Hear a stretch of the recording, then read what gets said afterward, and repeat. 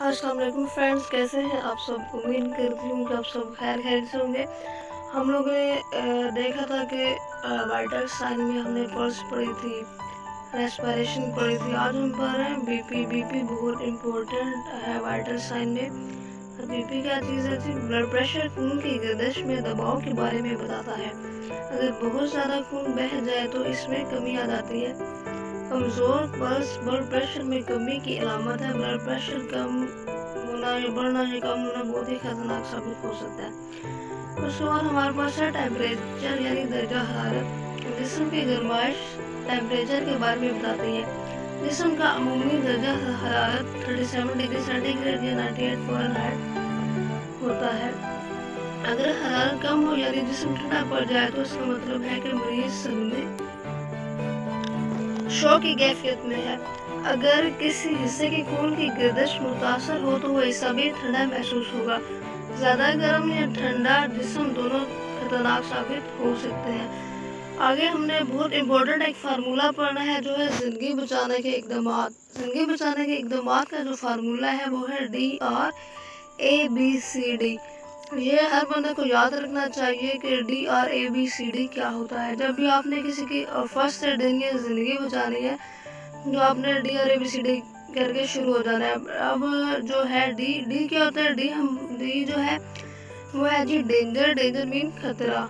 ठीक है, हमने जब भी किसी की ज़िंदगी बचानी है तो हमने क्या करना है? सबसे पहले अपनी ज़ात, दूसरे कारकुनों और मुतासिरीन को खतरे से बचाना है। ठीक है, आपने देखना है कि आसपास एक बंदा पहले किसी क्रिटिकल सिचुएशन में फंसा हुआ है तो उसके पास कोई खतरे वाली चीज़ तो नहीं है। उसके बाद हमने देखना है रिस्पॉन्स। नरमी के साथ जख्मी को हिलाएं, इसका हाल दरियाफ्त करें और देखें कि वो होशो हवास में है या हवास बाकी या बेहोश है। ठीक है, आपने उसका रिस्पॉन्स चेक करना है। Check dangers, check response. ठीक है, उसके बाद हमने देखना है एयरवे, सांस का रास्ता। क्या सांस का रास्ता खुला और साफ है? क्या सांस लेते वक्त रुकावट की वजह से सीढ़ियों की आवाज़ नहीं आ रही? अगर कहीं कोई रुकावट है हो तो उसे फ़ौरन दूर करें ताकि सांस बेहतर हो सके। अब यह हो सकता है कि एक बंदे का RTO हुआ है, एक्सीडेंट हुआ है, उसकी ज़बान रोल होकर अंदर जा सकती है, कोई दान वगैरह टूट के अंदर जा सकता है सांस की नाली में। तो आपने देखना है कि उसका जो एयरवे है वो ठीक है। सबसे पहले आपने उसके एयरवे को क्लियर करना ताकि उसको सांस लेने में प्रॉब्लम ना हो और वो सांस ले सके। ठीक है, उसके बाद है ब्रीथिंग, सांस लेना। क्या मुतासरा शख्स सांस ले रहा है? अगर नहीं तो फ़ौरन मसनूई तरीके से सांस लेना शुरू कर दें। अब मसनूई तरीके से सांस कैसे देते हैं ये हम फर्दर इंशाल्लाह पढ़ेंगे। उसके बाद है सी सर्कुलेशन। सर्कुलेशन में आपने देखना है कि क्या नब्ज़ चल रही है या पल्स चल रही है। अगर नहीं तो फ़ौरन मसनूई तरीके से दिल चलाने का अमल शुरू कर दें, उसको CPR कहते हैं। और उसके बाद है जी डिग्री, जिस्म का दर्जा हरारत। जिस्म की गर्माइश को महसूस करना कि जिस्म गर्म है या ठंडा पड़ गया। ठीक है, तो ये है जी DRABCD। जब भी आपने किसी की ज़िंदगी को सेव करना है तो सबसे पहले आपने ये फार्मूला याद रखना है, DRABCD।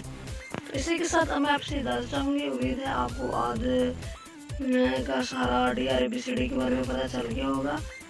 और ये जो DRABCD है ना, ये आपके लिए एक बहुत इम्पोर्टेंट चीज़ है। अगर आपने किसी भी जॉब में अप्लाई करना है तो किसी भी मेडिकल फील्ड के हवाले से तो आपको या फर्स्ट एड किसी ग्रुप में जाना चाहते हैं या फिर आप रेड क्रिसेंट ज्वाइन करना चाहते हैं तो आपको इन चीज़ों के बारे में पहले से मालूम होना चाहिए। ठीक है जी, इसी के साथ मैं आपसे इजाज़त चाहूँगी। ओके, अल्लाह हाफिज़।